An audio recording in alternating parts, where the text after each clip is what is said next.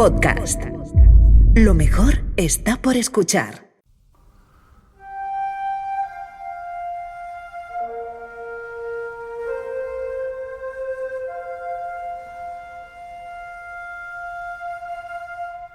En la penumbra del subsuelo del mundo romano, a veces ocurren cosas que la mayoría de la gente ignora.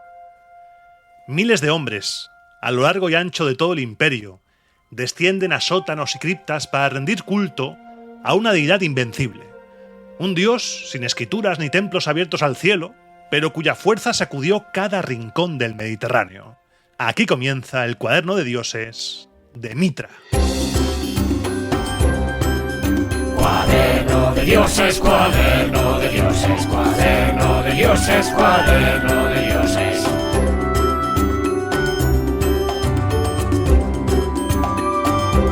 Roma Eterna, una producción de Podium Podcast con Iván Martín.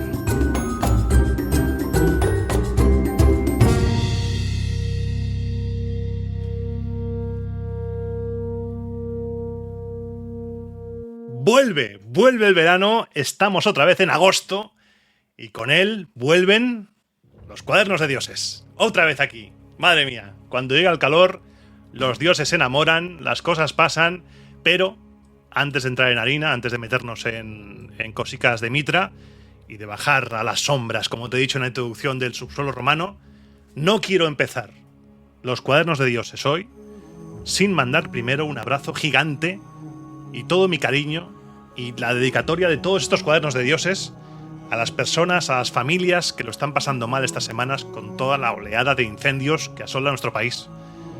A quienes habéis tenido la desgracia de tener que dejar vuestras casas, a quienes habéis visto arder vuestra tierra o vuestros medios de vida, espero humildemente mi granito de arena aquí aportar este ratito, que este ratito de dioses sea vuestro refugio.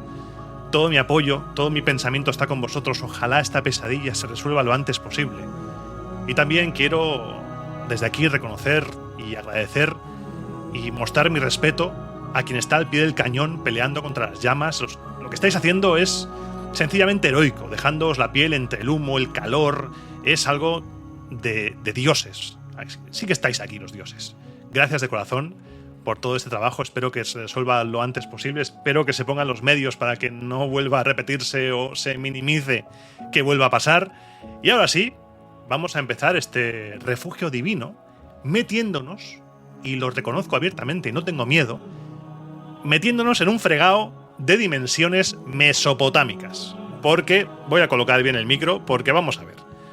Un dios sin un texto sagrado asociado, y cuya historia reconstruimos principalmente mediante fumadas de arqueólogos y de investigadores, ¿por qué no? Vamos allá. Vamos a intentar desentrañar este misterio mitraico. Vamos a desbrozarlo poco a poco, porque seguro que has escuchado muchas cosas, leído otras tantas, así que vayamos por partes, como diría aquel, y comencemos por el principio. ¿Quién es este Mitra del que usted me habla?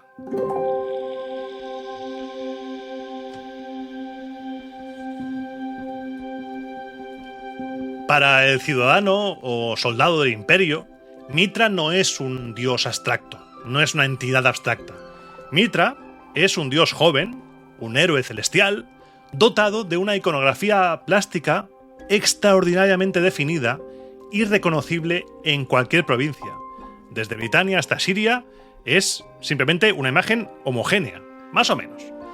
A diferencia de las grandes estatuas de Júpiter o de Neptuno, que muestran a dioses maduros, barbudos, entronizados, mazaos, con la majestad de un dios con el poder cívico, Mitra es representado siempre como un efebo, un joven lleno de energía, sí, pero no es un héroe clásico en su imagen. Viste una indumentaria que los romanos identificarían de inmediato con alguien oriental.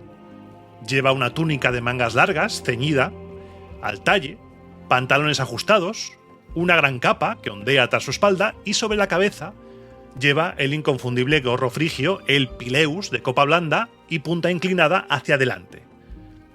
Su nombre oficial, al menos el nombre que aparece en algunas inscripciones de los altares de piedra, es Deus Sol Invictus Mithras, Una fórmula que condensa en 4 palabras toda la teología de su culto. La condición divina, Deus, la identificación con el astrorrey, con el sol, con Lorenzo, que dice mi madre cómo pica el Lorenzo, el sol, la victoria eterna, Invictus, y el nombre del propio dios, Mithras. ¿Y de dónde sale? Porque su mito no empieza en el cielo o con una unión de padres divinos o con... No. Mitra empieza en el propio mundo, en la tierra. Las esculturas y relieves nos muestran la narración de su vida como un ciclo épico y cosmogónico. El primer episodio de su vida es el nacimiento. Mitra nace directamente de la roca viva. No hay una diosa, no hay una unión sexual, no hay nada. Aparece en las inscripciones latinas como Petra Genetrix, y las imágenes que hay lo representan emergiendo directamente de la piedra a partir de la cintura, sujetando en sus manos una antorcha para iluminar la penumbra primordial y una daga destinada a su misión, de la que te hablaré más tarde. Tras nacer de la roca, el mito relata que Mitra realiza una serie de prodigios heroicos. Dispara una flecha contra una pared de piedra inaccesible para hacer brotar de ella un manantial de agua purificadora para la humanidad. Persigue y apresa un toro salvaje primordial, al que después carga sobre su espalda con esfuerzo para arrastrarlo al interior de su cueva y allí ejecutar el acto supremo que define todo el culto, el sacrificio del toro, una matanza sagrada de la que brota la vida, la vegetación y la fertilidad del universo. Tras la muerte del toro, Mitra sella una alianza sagrada con el dios Sol mediante un apretón de manos, y ambos comparten un banquete divino sobre la piel del animal inmolado, y finalmente Mitra asciende al cielo en el carro de fuego del Sol para gobernar las esferas celestes. Esta es la imagen mental, el mito y la representación visual de Mitra que un romano del siglo II de nuestra era tenía grabada en la cabeza. Un dios creador, un dios vencedor y un dios, en definitiva, que daba la vida y que reinaba sobre el cosmos. Vale, tenemos claro que es un dios, más o menos su historia mítica lo que hemos ido reconstruyendo bien, y ahora salta la pregunta, otra más, porque estos programas de dioses son muy... Roma Eterna también, pero estos especialmente son muy de hacerse preguntas. ¿De dónde salió realmente esta religión? ¿Era este dios del gorro raro una antigua divinidad importada de Persia? ¿O estamos ante un invento religioso diseñado dentro de Roma? Porque existe una idea ampliamente extendida, repetida durante décadas en libros de texto, en documentales. Si buscas en YouTube te vas a encontrar un montón de vídeos que te hablan de esta teoría, que sostiene que el culto a Mitra es el culto de un dios exótico persa importado directamente a las calles de Roma por las legiones o por los comerciantes de Oriente. Una religión milenaria, traída de las estepas del Imperio aquemenida, que vino a disputarle el alma de Occidente al mismísimo cristianismo primitivo. Sin embargo, la investigación arqueológica y la epigrafía han demostrado que esta narrativa puede que sea una ficción. Puede que sea una ilusión histórica que alguien le ha puesto ahí, lo ha hilado y ha dicho, esto me cuadra y me funciona. Y para entender esto, debemos viajar al momento en el que se crea este mito. Debemos viajar al año 1899, cuando el erudito belga Frans Cumont publicó su monumental obra sobre los misterios de Mitra. Cumont dijo que el mitraísmo era una copia directa, inalterada y dogmática del mazdeísmo zoroástrico de Persia. Según su teoría, los romanos simplemente habían tomado al dios Mithra, la divinidad de la luz, del orden cósmico y los contratos en los textos sagrados como el Avesta o los Vedas indios, y le habían construido templos subterráneos por todo el imperio. Esta teoría se mantuvo como dogma de fe indiscutible durante más de 70 años, apuntalada además por un pasaje muy famoso de Plutarco. En su vida de Pompeyo, Plutarco dice que los ritos secretos de Mitra llegaron a Occidente en el año 67 a.C., de la mano de los piratas cilicios, a los que el general Pompeyo persiguió y derrotó en las costas de Anatolia. Pero hay un girito. Llega el año 1971 y durante el primer Congreso Internacional de Estudios Mitraicos, celebrado en la Universidad de Manchester, la cosa voló. ¡Voló! Se fue. Filólogos y arqueólogos, como por ejemplo John Hinels y Richard Gordon, demostraron que la tesis de Cumón no se sostenía y pusieron la suya propia. Y dijeron que no se sostenía porque en toda Persia, en toda Irán y en Mesopotamia no existe ni un solo templo con la arquitectura subterránea del Mitreo romano. Y lo que es aún más contundente, en ningún texto de Irán, en ninguna inscripción cuneiforme y en ningún bajorrelieve de Oriente existe el menor rastro del mito central que define a este dios, el sacrificio del toro, o, como lo llamaremos a partir de ahora, la tauroctonía. Y en cuanto al texto de Plutarco, bueno, eso habría que matizarlo un poco porque puede que estemos ante un anacronismo. Plutarco, no olvidemos, escribió su obra casi 2 siglos después de los hechos, siglo II, cuando el culto a Mitra estaba floreciendo en las calles de Roma. Por lo que no nos extrañaría nada que simplemente Plutarco vistiera a los antiguos piratas de Cilicia con los ropajes del dios misterioso, que estaba de moda en ese momento, para darle un toque exótico a su relato. Para adornarlo, no sería nada nuevo. La realidad histórica que nos revela la evidencia material es sustancialmente diferente. Nos habla de un mitraísmo romano que no fue una importación oriental, sino que fue una creación religiosa completamente nueva, diseñada e inventada dentro de las fronteras del imperio a finales del siglo I en época de la dinastía Flavia. Los Flavios, recuerda, Vespasiano, Tito, Domiciano.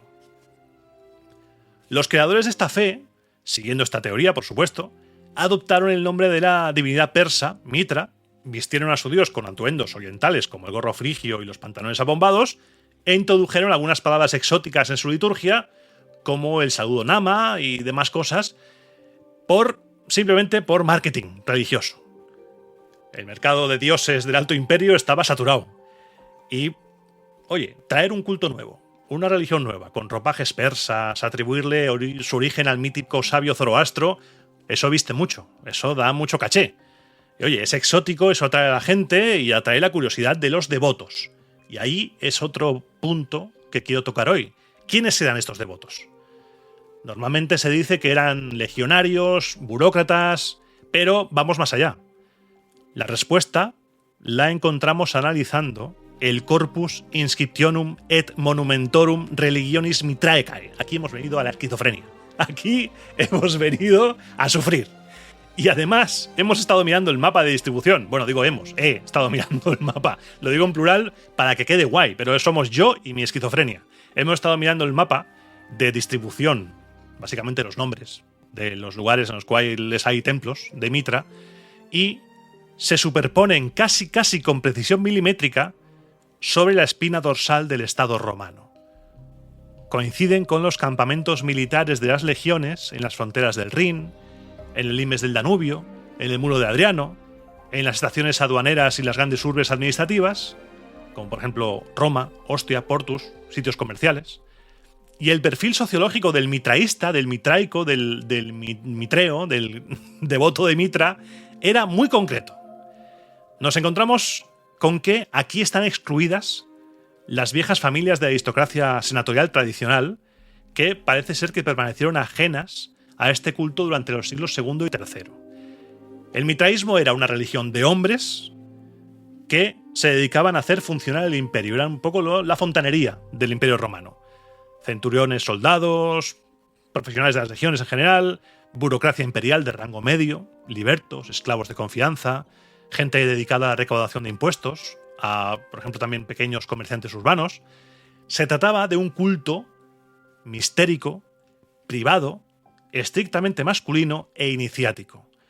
No entraba todo el mundo, tenías que pasar unas pruebas, y era un club de caballeros, un club cerrado, un club de fumadores, podría ser la definición para que te hagas una idea. Excluía de forma absoluta a las mujeres, lo que lo alejaba de la estructura familiar tradicional y lo convertía en una especie de fraternidad hermética, una red de lealtad, de bros, de apoyo mutuo entre varones que compartían ese juramento secreto, esa devoción a Mitra. Para un centurión destinado en el limes del Danubio o para un liberto encargado del cobro de aduanas en un puerto bullicioso, el mitreum, y esto es algo también que quiero dejar claro porque he hablado de secretismo, de misterio y tal, no era una forma de rebelarse contra el Estado romano. No. Esto estaba en perfecta consonancia con el Estado romano. Era una sociedad fraternal que reforzaba los valores de jerarquía, de disciplina, de fidelidad y de protección colectiva. En las sombras de estas grutas, bajo la advocación del Deus Sol Invictus Mitras, los hombres que sostenían los engranajes de la Roma imperial encontraban ahí una identidad común, una red de contactos y la promesa también de un orden cósmico invencible. Una vez que más o menos entendemos qué representa la figura de Mitra y quiénes componían su hermandad de iniciados, y que estamos un poco esquivando las idas de cazuela de los autores e investigadores del momento, llega la hora de cruzar el umbral y descender al lugar donde todo cobraba sentido. A los mitreos, vamos allá. A diferencia de la religión romana tradicional, cuyos templos eran grandes edificios públicos, alzados sobre podios de mármol, diseñados para impresionar, el templo de Venus y Roma, el templo de Marte Vengador, Venus Genetrix, Júpiter Optimum Máximo, el espacio sagrado de Mitra rechazaba la luz, huía de todo eso. Estos espacios sagrados, que nosotros conocemos como mitreos, no eran mitreos, porque el término mitreum, Mithraeum, es un término acuñado de forma moderna por la arqueología. En las inscripciones latinas aparecen los nombres de Spelaeum, Cripta, Spelunca o Antrum, es decir, la cueva, la caverna.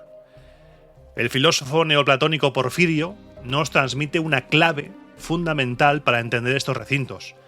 Nos dice que el Spelaeum fue concebido intencionadamente como una imagen y representación tridimensional del propio universo. Allí donde no existían cuevas naturales excavadas en la roca viva, los constructores adaptaron de forma artificial los subsuelos del imperio. Descendieron a los sótanos de las grandes manzanas de viviendas, las insulae. Utilizaron galerías subterráneas, criptopórticos, antiguas instalaciones termales en desuso o habitaciones abovedadas en el subsuelo de domus privadas y de villas rústicas. La planta arquitectónica de un mitreo, lo voy a llamar mitreo para no perdernos, estándar, mantenía un esquema rigurosamente funcional en todo el imperio y estaba estructurado en 3 espacios bien delimitados. Primero tenemos el vestíbulo, que actuaba como zona de inspección, zona de preparación y de paso previo antes de ingresar, a ver quién eres tú, santo y seña, tal. Después tenemos la nave central, un pasillo alargado, estrecho, a nivel de suelo, flanqueado a ambos lados por 2 plataformas elevadas de mampostería, ladrillo o de madera, conocidas como podia o bancales. Estos bancales tenían la superficie superior ligeramente inclinada hacia las paredes laterales para permitir a los iniciados reclinarse cómodamente durante la celebración de las comidas sagradas. Y antes de pasar al tercer lugar, te tengo que decir que a mí me llama mucho la atención cómo estos mitreos, como te lo estoy describiendo, se parecen mucho a la curia. La curia es alargada, es rectangular, tiene los asientos a los lados, y ahora te voy a hablar del tercer lugar. Al fondo del pasillo estaba la cabecera absidial, estaba el nicho del culto, que estaba presidido de forma obligatoria por la representación monumental de la tauroctonía, el sacrificio del toro, ya fuera en forma de relieve, labrado en mármol, escultura exenta, pintura al fresco, como sea, siempre estaba ahí el Mitra, matando al toro. Una de las características que más impactan también en los mitreos es su escala física. Es muy pequeñico, son muy pequeñicos. Las mediciones del registro arqueológico de algunos lugares revelan que un templo medio, un mitreo medio, medía entre 10 y 25 metros de largo, por apenas de 4 a 9 metros de ancho. Esta limitación fijaba un aforo estricto de 20 a 40 participantes como mucho y muy apretados. Y esto quizá fuera buscado, porque al mantener el aforo reducido, garantizas el control absoluto sobre quién entra ahí y quién está. Preservas el secreto de la liturgia y creas una solidaridad casi militar entre los comensales que cenaban recostados cara a cara en ese pasillo largo. Cuando una comunidad crece en exceso, no amplían el templo. Simplemente se financia otro nuevo y ya está. En otra ciudad, en otro punto de la ciudad, otro campamento o donde sea. Por eso en núcleos como en Ostia Antica se han identificado al menos 15 mitreos independientes. Porque no se amplía, se hace otro. En Roma, por ejemplo, se estima, he leído, estimaciones arqueológicas que superan el centenar de mitreos. Pero cruzar el mitreo no era simplemente cruzar y llegar a una habitación oscura y ya está. de hacer cosas mitraicas. Era también someter a los sentidos a un choque ritual que en ocasiones parecía diseñado para maravillar a la persona que estaba ahí. Tú imagínate el ambiente. El interior queda sumergido en la penumbra absoluta.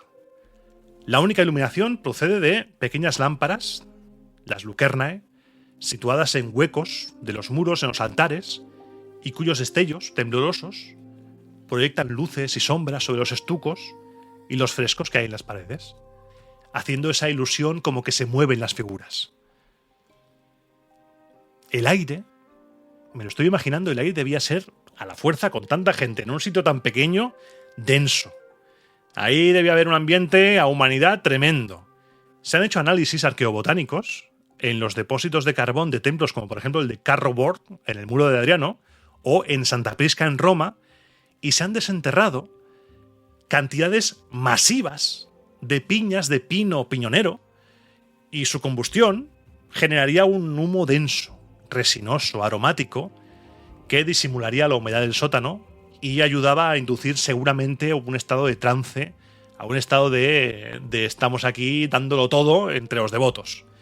Y sobre el suelo, la arqueología nos revela una práctica de limpieza ritual.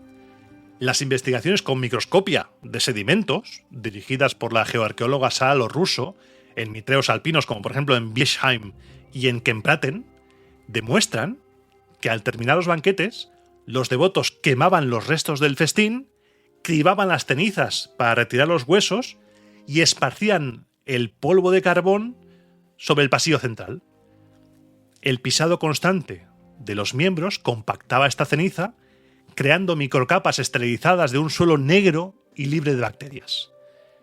En el recinto de Cilis se han registrado más de 100 de estas capas superpuestas a lo largo de los años.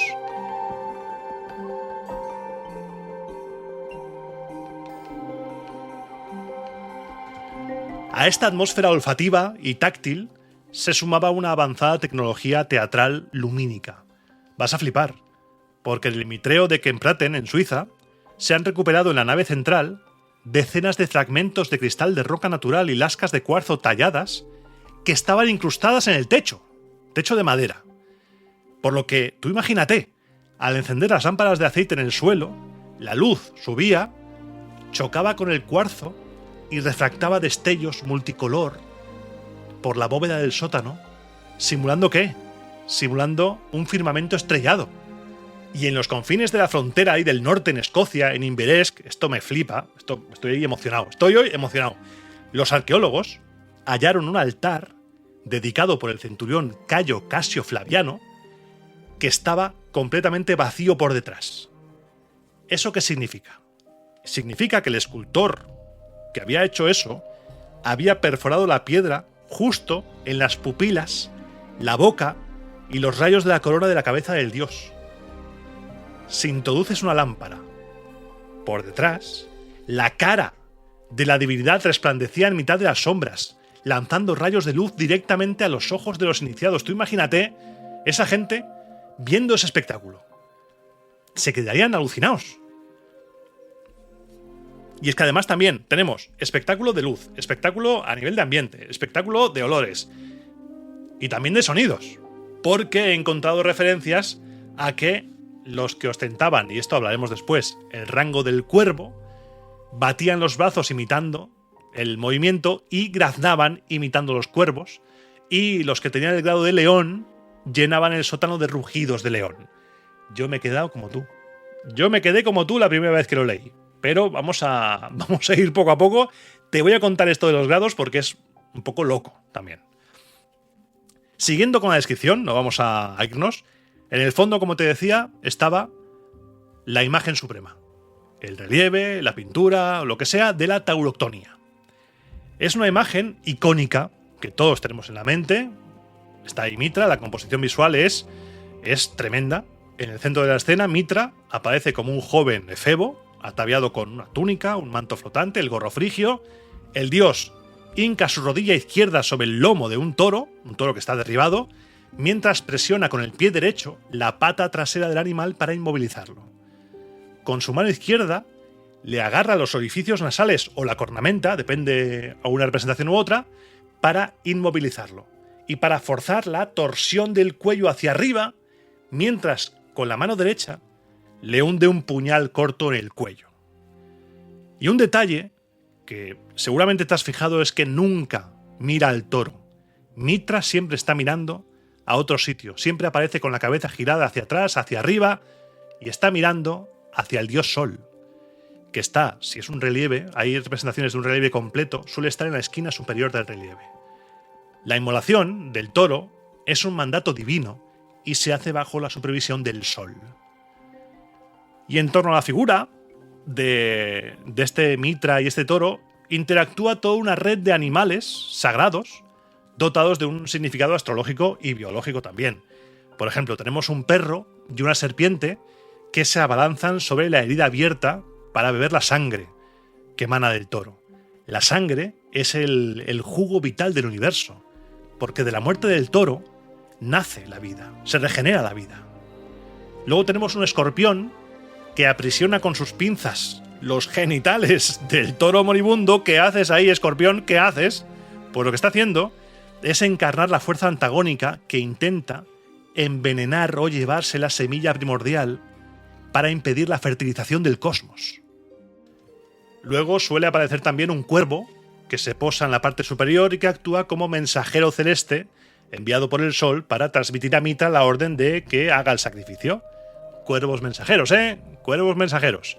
Y luego otro detalle, de la cola del toro agonizante, o directamente a veces en la herida, brotan espigas de trigo, simbolizando la transformación de la muerte del animal en vida vegetal y alimento para la humanidad. Este sacrificio es bueno para la humanidad.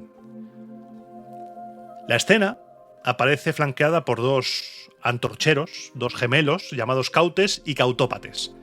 Cautes sostiene su antorcha encendida hacia el cielo, representando el equinoccio de primavera, el sol naciente, la luz y el principio de la vida, y Cautópates sostiene su antorcha apuntando hacia el suelo, encarnando el equinoccio de otoño, el sol poniente, la oscuridad y la muerte.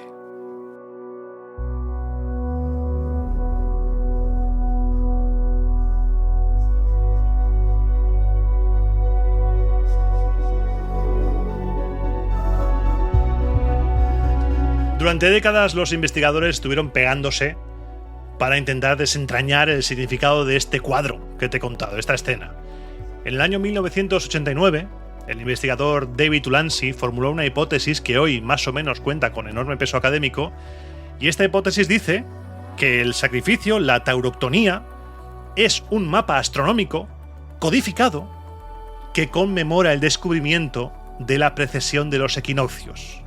¿Y esto qué es?, dirás. Yo también dije lo mismo. ¿Qué es eso? Pues te cuento. Hacia el año 128 a.C., el astrónomo griego Hiparco de Nicea descubrió que el eje de rotación de la Tierra experimenta un bamboleo muy lento que desplaza progresivamente las constelaciones en los equinoccios a lo largo de los siglos. Para la mentalidad antigua, un universo geocéntrico no podía moverse solo. Que la esfera de las estrellas fijas se desplazara significaba que alguien debía desplazarlo, alguien capaz de mover la máquina entera que era el cosmos. Los creadores del mitraísmo identificaron a esa fuerza suprema que debía mover el cosmos con Mitra. Los animales, según esta hipótesis de la tauroctonía, corresponden con exactitud a las constelaciones del ecuador celeste clásico. Tenemos a Tauro, el toro, tenemos a Canis Minor, el perro, tenemos a Hidra, la serpiente, tenemos a Escorpio, el escorpión huevero, y tenemos el Corvus, el cuervo. Al hundir la daga en el toro, según esta hipótesis, Mitra, más allá de sacrificar un animal, lo que está haciendo es desplazar la bóveda celeste y gobernar el destino del universo. Para recorrer este camino espiritual y comprender los engranajes del cosmos, el iniciado debía seguir una escala de niveles para ir comprendiendo el culto. Este culto sabemos que se articulaba, lo han llegado a deducir que se articulaba por un mosaico que hay en Ostia Antica, también están los frescos de Santa Prisca y también están los escritos de San Jerónimo, que también habla del mitraísmo. Cada grado operaba bajo la tutela de una de las 7 esferas planetarias del sistema astronómico antiguo y llevaba asociados símbolos y funciones comunitarias precisas. Tenemos el primer grado, el cuervo, Corax. Estaba bajo la tutela de Mercurio, sus atributos eran el caduceo y el vaso, y parece ser que actuaba como mensajero y servía a la mesa en los banquetes rituales imitando los graznidos del ave y el movimiento del ave. El segundo grado era el de Ninfus, el de esposo, protegido por Venus en su vertiente matutina, y sus símbolos eran la lámpara de aceite, el velo nupcial y la corona, representando el estado de novicio purificado que sella en un matrimonio místico con la divinidad su devoción a ella. Después tenemos el tercer grado, el de Miles, soldado, bajo la tutela de Venus también, aunque también he leído Marte. Portaba lanza, casco, aljaba. Tertuliano nos dice que durante su rito de paso se le ofrecía una corona en la punta de una espada y el iniciado debía rechazarla, declarando que Mitra era su única corona. El cuarto grado era el del león, Leo, bajo la tutela de Júpiter, aunque también he leído bajo Marte. Esto a veces también depende a quien leas, te dice una cosa u otra. Portaba la pala de fuego, el sistro y la crátera de vino. Era custodio de las brasas sagradas y por ello se le purificaban las manos y la lengua con miel pura, en lugar de agua. Pasamos al quinto grado, era el de Perses, persa, tutelado por Júpiter o por la luna, también he leído. Sus atributos eran la hoz agrícola y la daga curvada, actuando como guardián de las cosechas y purificador del espacio. El sexto grado, el penúltimo, era el de Heliodromus, corredor del Sol, bajo la tutela de Sol. Lucía una corona radiada, el látigo de una auriga y una capa roja, representando terrenalmente al astro rey en el banquete sagrado junto a Mitra. Y por último, el séptimo y máximo grado era el de Pater, el de padre, sometido a la esfera de Saturno. Revestido con gorro frigio, el bastón de mando y el anillo, el Pater ostentaba la máxima autoridad espiritual del templo. Dirigía los ritos y acogía a los nuevos miembros, dándoles el apretón de manos sagrado, uniendo a la comunidad como unidos por la mano, los Syndexioi. Ascender por esta escala de 7 grados significaba recorrer el propio viaje del alma, despojándote de los vicios materiales en cada esfera planetaria para retornar purificada a las estrellas. Un camino de disciplina, de jerarquía, de lealtad cósmica, que convertía al Spelaeum en un refugio espiritual para los hombres del Imperio. Durante los siglos II y III de nuestra era, el culto a Mitra parecía invencible. Sus santuarios subterráneos salpicaban el mapa del Imperio desde las fronteras escocesas hasta Siria. Sin embargo, a medida que nos adentramos en el siglo IV, el panorama político y religioso experimentó un cambio tremendo, una revolución. Y fue precisamente en esta etapa final cuando el mitraísmo demostró una capacidad de adaptación iconográfica insospechada. Tradicionalmente, se pensó que la teología de Mitra permaneció estática e inalterada hasta su muerte, pero en los años 90, un hallazgo arqueológico revolucionó esta visión.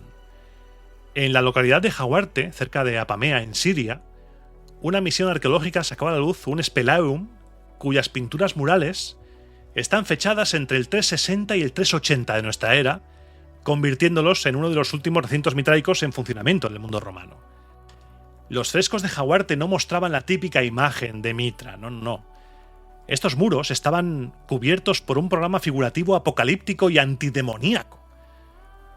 Había un Mitra presentado como una especie de cazador heroico, vestido con una suntuosa indumentaria de la aristocracia oriental, que sostiene una doble cadena metálica con la que aprisiona demonios antropomorfos de piel negra y 2 cabezas, escenas de la gigantomaquia donde Zeus combate a seres monstruosos, y murallas de ciudades de cuyas almenas asoman cabezas grotescas destruidas por rayos de luz solar.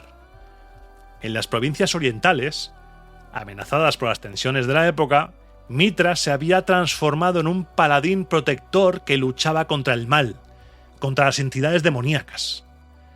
Pero, aún así, aunque te adaptes, nada pudo salvar al culto de sus propias limitaciones. El mitraísmo, si nos lo pensamos bien, lleva en su propio ADN los gérmenes de su inevitable fin. Lo primero es que era excluyente con la mujer. Cuando vetas el acceso femenino, estás privándote de penetrar en el núcleo más importante de la sociedad romana, el hogar familiar. Y también estás evitando que se vaya pasando el culto de madres a hijos. Mientras el cristianismo primitivo potenciaba ese papel y crecía gracias a ese papel activo de las mujeres en las casas, en la beneficencia, en la comunidad, el mitraísmo permaneció confinado a esa fraternidad masculina. Era una red de lealtades entre varones, sí, pero imagínate que una generación de oficiales y libertos pierde el interés. Hasta luego, chao. El templo muere con ellos. La segunda limitación fue su invisibilidad. No eran un culto peligroso, no eran ilegales, no, pero eran secretos, eran iniciáticos, se celebraban su culto en la penumbra, en pequeñas grutas privadas, grupos de 30 a 40 personas, no había proyección pública. No organizaban grandes procesiones cívicas en la calle, no poseían una jerarquía centralizada, no había un estamento capaz de coordinar una respuesta colectiva ante los cambios que estaba habiendo en el Estado. Nada podía evitar el fin. Un fin que llegó ya cuando asoma lo que nosotros hemos conocido actualmente como la Antigüedad tardía. Edicto de Milán, 313, y después con los decretos antipaganos, o mejor dicho, antitradicionalistas, de Teodosio a finales del siglo IV, que convirtieron al cristianismo en la única religión oficial, por lo que el flujo de capital y el respaldo del Estado fueron a manos cristianas y desaparecieron del culto pagano, del culto tradicional. Cuando cayó el aparato imperial de centuriones y funcionarios que sufragaban las pinturas y las lámparas de estos templos, se fue al garete, fueron abandonados. Al mismo tiempo que ocurría esto, también hay que hablar de los apologistas de la Iglesia primitiva que desataron una agresión intelectual y física contra el culto. Autores como Justino Mártir y como Tertuliano acusaron al mitraísmo de ser una parodia diabólica de los sacramentos cristianos. Decían que el diablo imitaba el bautismo al sumergir a los iniciados en agua y copiaba la Eucaristía en los banquetes sagrados de pan y vino. Esta demonización teológica dio paso a la violencia. Muchas de las cúpulas subterráneas fueron asaltadas por comunidades de cristianos. Martillos, hachas, destruyeron relieves, mutilaron los rostros del dios, decapitaron altares y acabaron tapiando las entradas a los templos con toneladas de escombros. En el Mitreo de Santa Prisca, en Roma, aún se pueden ver las marcas físicas de hachazos asestados directamente sobre los frescos de los paneles. El epílogo de esta transición, que nos servirá también como epílogo del programa, el fin del culto, se ha documentado muy bien en el castillo de Cerceván, en Turquía. Hace nada, este mismo año, esto que te estoy contando ha sido reciente.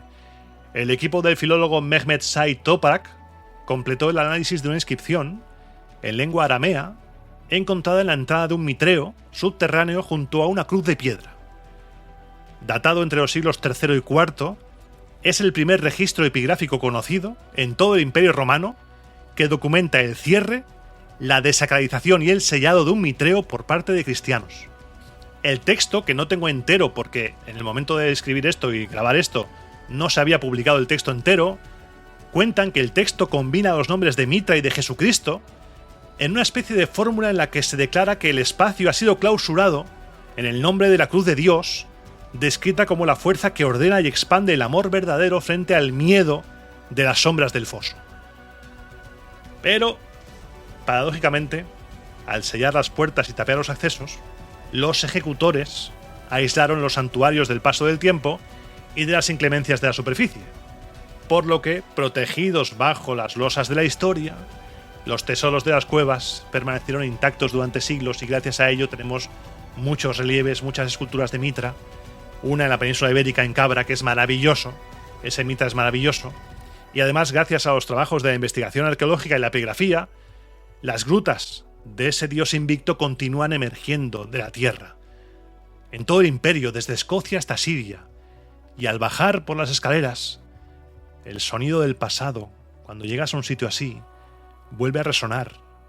Yo me siento que, en la penumbra, te permite, por un momento, experimentar los temores, las esperanzas y el anhelo de orden cósmico de aquellos hombres que se reunían en el subsuelo para adorar a Mitra y para adorar al sol.